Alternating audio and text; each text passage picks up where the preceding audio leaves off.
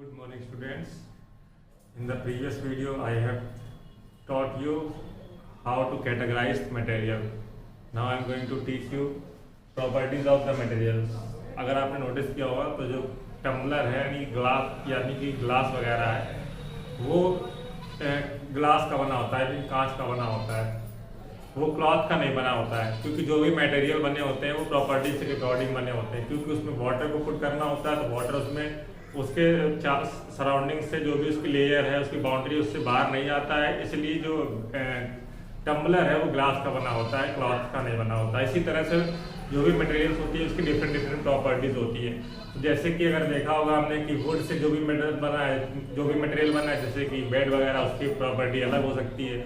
जो आयरन से बना है उसकी प्रॉपर्टी अलग हो सकती है। जो एल्यूमिनियम से बना है उसकी प्रॉपर्टी अलग हो सकती है। जो कॉपर से बना है उसकी प्रॉपर्टी अलग हो सकती है।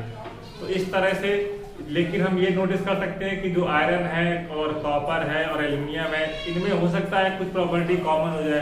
अब कॉमन क्यों हो जाएगी? क्योंकि ये क्या होते हैं, हमारी धातु मेटल होते हैं, तो मेटल की वजह से इनमें कुछ प्रॉपर्टी हमारी कॉमन हो सकती है। और जैसे वुड है, ये हमारी नॉन मेटल में आती है, तो इसकी प्रॉपर्टी इनसे अलग होगी।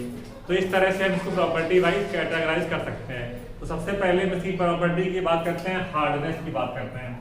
सबसे फर्स्ट प्रॉपर्टी हो जाएगी हार्डनेस। हार्डनेस मतलब वो हार्ड होता है, सॉफ्ट होता है। कोई भी मटेरियल लेंगे अगर आप उसको कंप्रेस कर सकते हैं या उसको स्क्रैच आसानी से आ सकते हैं तो उसको बोलते हैं हार्ड बोलते हैं उसको। जैसे कि हमने लिया ये मार्कर लिया है, इसको हम कंप्रेस नहीं कर पा रहे हैं, इस पर स्क्रैच आसानी से नहीं पड़ रहा है, तो ये हमारा हार्ड मटेरियल में आ जाएगा। तो ये हमारा उसको बोलेंगे हार्ड हो जाएगा। वाइल कुछ मटेरियल हमने ऐसे देखे होंगे जैसे कि जिस पे स्क्रैच आ जाए और कंप्रेस हो जाए, जैसे कि हमने क्लॉथ वगैरह देखे होंगे, तो उसके स्क्रैच भी आसानी से आ सकते हैं और उसको हम कंप्रेस भी कर सकते हैं, तो वो हमारे सॉफ्ट मटेरियल में आते हैं। तो इस तरह से जो मटेरियल है वो हमारे हार्ड हो सकते हैं या फिर सॉफ्ट हो सकते हैं अकॉर्डिंग टू देयर प्रॉपर्टी। यानी कि हार्ड हम किसको बोलेंगे? हार्ड बोलेंगे materials which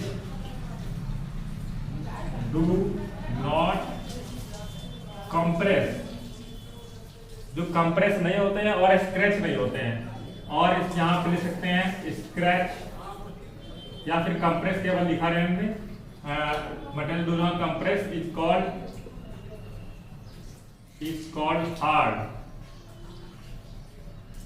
hardness of material, उसको हम हार्डनेस बोल सकते हैं। इसी तरह से सॉफ्टनेस क्या हो सकती है? सॉफ्टनेस क्या हो सकती है? जो कंप्रेस हो जाए, तो हमें इसमें इतना लिखना है यहाँ पे material which compress is easily is called softness of material. तो ये हमारी हार्डनेस और सॉफ्टनेस होगी। और दूसरी तो इसी तरह से आपको कई सारे मटेरियल लिखने हैं जो हार्ड और सॉफ्ट हो। दूसरी प्रॉपर्टी पे आते हैं, तो हमने ये भी नोटिस किया होगा कि कुछ अगर वाटर है उसमें कुछ चीजें डिजॉल्व हो जाती हैं, कुछ चीजें डिजॉल्व नहीं हो जाती हैं। तो वाटर में अगर कुछ जो चीज डिजॉल्व हो रही है उसको हम बोल रहे हैं सॉल्युबल, जो चीज डिजॉल्व नहीं हो रही है उसको हम बोल रहे हैं इनसॉल्युबल।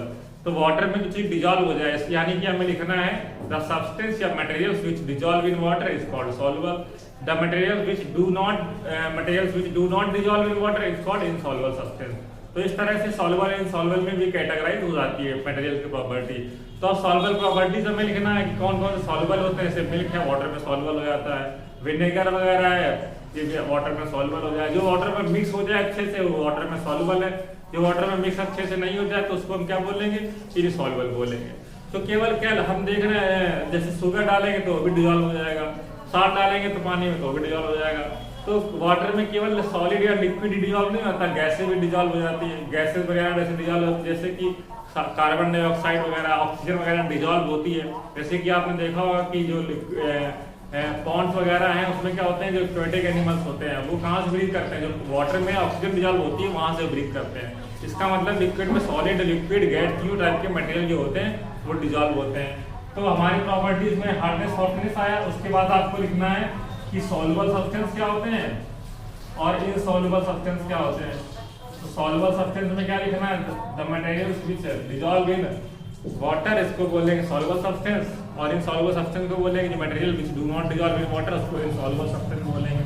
तो इससे रिलेटेड हम क्वेश्चन देंगे जिससे कि इसको आपको सॉल्व करने होंगे। Thank you.